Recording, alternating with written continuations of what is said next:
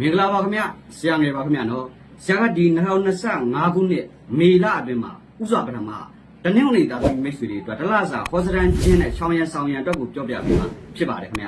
ဥစွာပထမတနင်္ဂနွေသားသမီးမိတ်ဆွေတွေအားလုံးအဆဆရရအစဉ်ပြေကြပါစေကြောင်းနဲ့ဘယ်ကနေကြည့်နေရလဲဆိုဆရာကဥစွာကောမန့်လေးမှတ်ပေးကြပါအောင်ခင်ဗျနော်တနင်္ဂနွေသားသမီးမိတ်ဆွေတွေ2025ခုနှစ်မေလအတွင်းမှာမိတ်ဆွေတို့အနေနဲ့လက်ရှိမှာဘာကိုလှုပ်လို့အစမှာရုံးကန်ရတတ်တယ်နည်းနည်းလေးလရဲ့အစပထမအပတ်မှာကံရဲ့အညံလေးတွေကြုံနေရတတ်တဲ့အတွက်မိတ်ဆွေတို့အနေနဲ့ဘာကိုဖြစ်ဖြစ်လရဲ့အစမှာတိုးရှဲလှုပ်ဆောင်တာမျိုးမလုပ်သင့်ဘူးကျမ်းမာရေးနဲ့ပတ်သက်လာတဲ့အခါမှာကျမ်းမာရေးရှူရှာတာမျိုးတွေကျမ်းမာရေးနဲ့ပတ်သက်လာတဲ့အခါမှာကျမ်းမာရေးညံ့နေတာမျိုးလေးတွေကြောင့်အစင်မြေကြိုက်တာမျိုးခန္ဓာကိုယ်နာကျင်ရတာမျိုးတွေတစ်ခုပြီးတစ်ခုဖြစ်တတ်တဲ့အတွက်လရဲ့အစမှာတော့မေလအစမှာတနင်္ဂနွေသားသမီးတွေအထူးဂရုစိုက်တတိထားဆင်ခြင်သင့်သောလဖြစ်ပါတယ်တို့အပြင်မကောင်းတဲ့အတတ်ပညာတွေစုံတိုက်တွေအင်းတိုက်တွေလုပ်ငန်းအနဲ့ပတ်သက်ပြီးမနာလို့မကောင်းတဲ့အတတ်ပညာတွေနဲ့ပြူစားတိုက်ခိုက်ခံရတတ်တဲ့အတွက်ကြောင့်မလို့ဒါလေးတွေကိုဂရုစိုက်တတိထားဆင်ခြင်ရန်လိုအပ်သောလဖြစ်ပါတယ်ခင်ဗျာထို့အတူမိတ်ဆွေတို့အလောက်ကိုင်လုပ်ငန်းကိုင်ငန်းနဲ့ပတ်သက်လာရင်တနင်္ဂနွေသားသမီးမိတ်ဆွေတွေဟာလရဲ့ပထမ9ရက်တော့ကြော်မှသာအရေးကြီးသောလုပ်ငန်းတွေအရေးကြီးတဲ့ဆောင်တာရေးကိစ္စရပ်တွေကိုပြုမှုဆောင်ရွက်ရင်ကောင်းမွန်မဲ့ကာလဖြစ်တယ်လုပ်ငန်းနဲ့ပတ်သက်ရင်တော့အလုပ်သစ်စတင်လှုပ်ဆောင်တာမျိုးဥဆောင်လုပ်တာမျိုးအာမခံလုပ်တာမျိုးလေးတွေ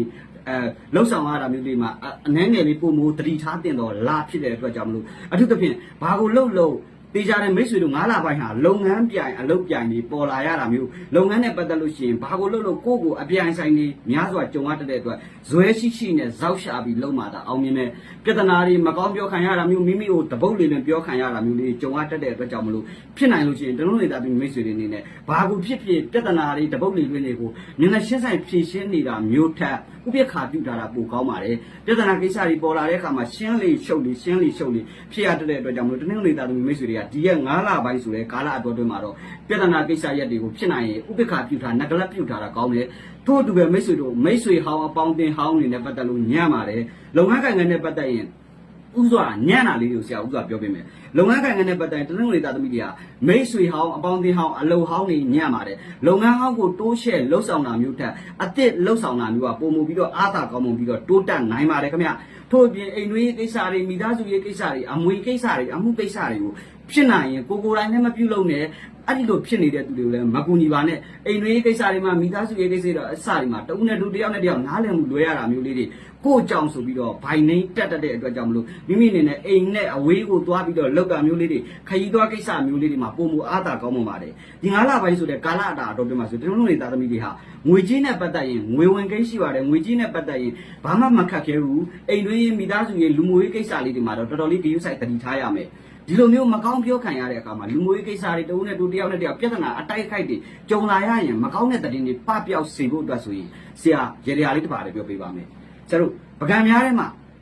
ဈေးကနေပြီးတော့ဂျင်းတက်ကြီးကြီးကလေးဝယ်လိုက်ဂျင်းတက်ကြီးကြီးကလေးကြီးလေကောင်းနေပဲဝယ်ပြီးတော့ပကံများထဲမှာအဲ့ဒီဂျင်းတက်ကိုထက်အပေါ်မှာဖျောင်းနိုင်တင်ထွင်းပြီးတော့မိတ်ဆွေတို့ရဲ့ဇပွဲအမြင့်တနေရာမှာထွင်းမှာ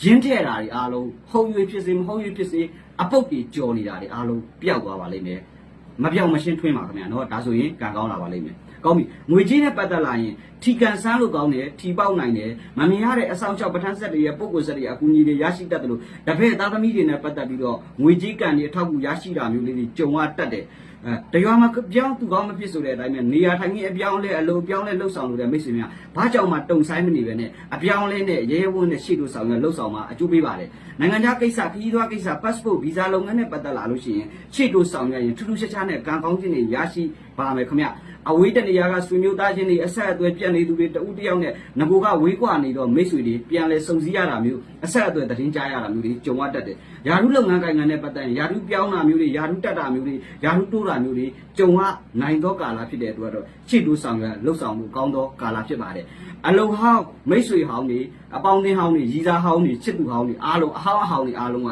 ညံ့ပြီးတော့အသစ်တွေကိုစတင်လှုပ်ဆောင်ရင်ပုံမအားပြုကောင်းမွန်စေတော့လားဖြစ်ပါတယ်ကွန်ပျူတာဆိုင်ရာလုပ်ငန်းတွေအကျိုးပေးတဲ့ချန်ထွက်သီးနှံတွေကွန်းလို့ကွန်ပျူတာတို့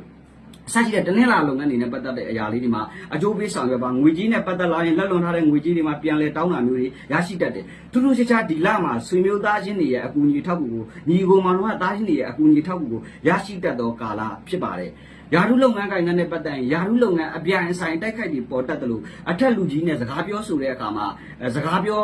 ာဖြစ်နိုင်လို့ရှိရင်အထက်လူကြီးကကိုယ်ကိုညှိုးတာမျိုးတွေမုန်းတာမျိုးတွေအထင်လွဲတာမျိုးလေးတွေကြောင့်နည်းနည်းလေးအလုပ်ထဲမှာတော့စိတ်ပန်းလူပန်းဖြစ်ရတတ်တယ်ဘာကိုလှုပ်9လပိုင်းဒီမှာစတင်အစမှာတော့နည်းနည်းလေးရုန်းကန်ခက်ခဲတတ်တယ်ဆိုတော့ကိုသိထားဖို့လိုအပ်ပါတယ်ခင်ဗျာpassport ဆိုင်ရာလုပ်ငန်းတွေပြည်ပခရီးသွားဆိုင်ရာလုပ်ငန်းတွေမှာရှေ့လို့ဆောင်ရလှုပ်ဆောင်လို့ကောင်းသောကာလဖြစ်ပါတယ်ထို့အပြင်လူငယ်တွေအခြေအင်းမှာတော့ရှစ်သူကြီးသားရရှိနိုင်တယ်မိမိရှစ်တော်မြန်လို့တော့သူကိုဖွင့်ပြောတာမျိုးရှစ်သူဖူးစာဘတ်ပေါ်တာမျိုးတွေကြုံရတတ်တော့လဖြစ်ပါတယ်ငကိုကအဆက်အသွယ်ပြတ်နေသူတွေတွေးအေးနေတဲ့အအခြေအင်းမှာတော့ပြန်လဲနှွေးထွေးမှုနဲ့အေးချမ်းမှုတွေရရှိလာမယ်လဖြစ်ပါတယ်အိမ်တော်ကြီးနဲ့ပတ်သက်လာရင်အိမ်တော်ရှင်များဖို့ကတော့နည်းနည်းလေးညံ့ပါတယ်ဝေးနေတာကောင်းတယ်ဆိုတဲ့အတိုင်းကွဲနေတဲ့မိတ်ဆွေဝေးနေတဲ့မိတ်ဆွေများဖို့ကတော့ဘာမှစိုးစိုးဝါးဝါဘာမှမရှိပေမဲ့အနီးကပ်နေတဲ့မိတ်ဆွေများကိုကတော့တုံးနဲ့တိုးတယောက်နဲ့တယောက်နားလည်မှုလွဲတာမျိုးလေးတွေမိသားစုတွေအိမ်တော်ကြီးမှာမျက်နှာရှင်းဆိုင်ကိုပြဿနာတက်ရတာမျိုးလေးတွေကြုံရတတ်တဲ့အတွက်ကြောင့်အိမ်တော်ကြီးကိစ္စအိမ်တွင်းရေးကိစ္စမိသားစုရေးကိစ္စတွေမှာတော့တုံးနဲ့တိုးတယောက်နဲ့တယောက်နားလည်မှုရှိနဲ့ရှေ့ဆက်သွားမှာပုံမအောင်မြင်နိုင်ပြီးတော့အိမ်တော်ကြီးနဲ့ပတ်သက်လာတဲ့အခါမှာတယောက်နဲ့တယောက်မိမိရဲ့အိမ်အောင်ဘက်ကြောင့်စိတ်ပန်းလူပန်းစိတ်မောလူမောဖြစ်ရတတ်တဲ့လဆိုတာကတော့မလွဲတဲ့မသိကြုံရနိုင်ပါတယ်ခင်ဗျာဒီလတာတော့တွင်မှာအထယ်လိတ်လုပ်ငန်းတွေအကျိုးပေးပါတယ်စားတောက်ကုန်လုပ်ငန်းတွေအကျိုးပေးပါတယ်စံစီစေးစားစက်ပစ္စည်းနဲ့ပတ်သက်သောလုပ်ငန်းတွေအကျိုးပေးတယ်ယင်းအကျိုးပေးပါတယ်ကွန်ပျူတာစာရေးကိရိယာအုတ်တဲ့ကြောက်တန်းတော့အစရှိတဲ့အရာလေးတွေစေဝါဆိုင်ရာလုပ်ငန်းလေးတွေစားတောက်ကုန်ဆိုင်ရာလုပ်ငန်းလေးတွေစသောအရာမျိုးလေးတွေရှေ့တိုးဆောင်ရလှုပ်ဆောင်ရင်အားသာခြင်းကောင်းမွန်ခြင်းနဲ့တိုးတက်နိုင်တယ်လို့တရားမှာပြောင်းသူကောင်းမဖြစ်ဆိုတဲ့အတိုင်းအပြောင်းလဲနဲ့လှုပ်ဆောင်တဲ့လုပ်ငန်းတွေမှာအကျိုးပေးအားပြုကောင်းမွန်ပြီးတော့အားသာနိုင်တယ်လို့အလူတန်းကိစ္စလေးတွေဘာသာရေးဆိုင်ရာပရဟိတဆိုင်ရာလေးတွေလည်းများစွာပြုလုပ်ရတတ်တော့လာဖြစ်ပါတယ်ခင်ဗျာထို့အတူပဲမိတ်ဆွေတို့အနေနဲ့ဘာကိုဖြစ်ဖြစ်မိမိတို့အနေနဲ့မိမိတို့ရဲ့ကံဟာဒီလတာတော်တွေမှာဘလောက်ပဲခက်ခဲစေကမှုအဆုံးတက်မှာတော့အောင်မြင်ခြင်းတွေရရှိသွားမယ်နှစ်ဖြစ်တဲ့အတွက်အစမှညံ့မလို့လို့နဲ့အဆုံးတက်မှာကောင်းမွန်ပဲလာဖြစ်ပါတယ်ခင်ဗျာဒါအပြင်မိတ်ဆွေတို့အနေနဲ့အကျိုးပေးသောအယောင်အနေနဲ့ဆိုရင်ဒီလတာတော်တွေမှာဆိုရင်အကျိုးပေးသောအယောင်ဟာအနီရောင်အစိမ်းရောင်ခဲရောင်ဟာမိတ်ဆွေတို့ရဲ့ကံကိုတိုးတက်ကောင်းမွန်ပြီးတော့အားသာနိုင်တယ်လို့အကျိုးပေးသောနေသားအနေနဲ့ဆိုရင်တော့ဘာကိုလို့ဇနေသားသမီးတနင်္လာသားသမီးတွေနဲ့တွဲပတ်လို့ရင်မိတ်ဆွေတို့ရဲ့ကံဟာတိုးတက်မှုနဲ့အထောက်အကူဖြစ်စေတယ်လို့ဇနေရက်တို့တနင်္လာရက်တို့မှာစတင်ပြုလုပ်တာအကောင်းဆုံးဖြစ်ပါတယ်ဘာကိုဖြစ်ဖြစ်လရဲ့အစာမှာမလို့ဆောင်ပါနဲ့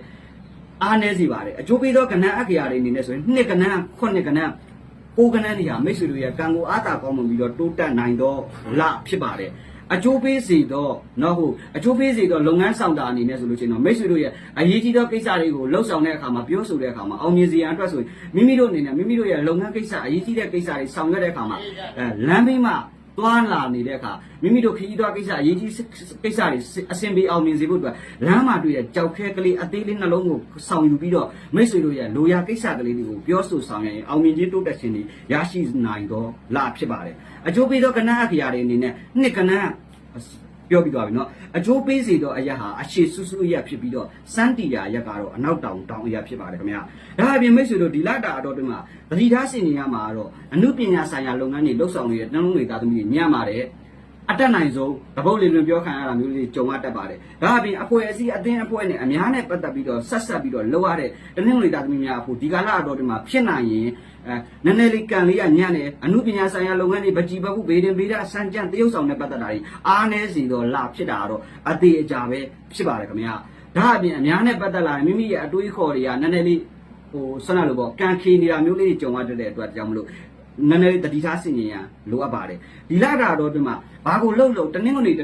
်တွဲလှုပ်တာမျိုးအရေးကြီးတဲ့ကိစ္စတွေကိုတရက်နေ့တို့တနင်္ဂနွေရက်တို့